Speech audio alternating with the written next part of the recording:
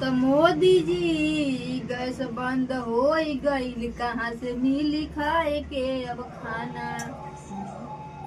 अब तो पड़ी भूखे मरे के, मोदी जी अपन गैसवा दे दो। जानता हुआ मोदी जी, देख लो ये खाना एक बेरा के बनल बा, सुबेरे के खाए के बाद साँझे के खाए के नहीं थे। तुम्हारी रहन से गैसवा जब बंद कर देवा तो खाना कहाँ से खाए हम?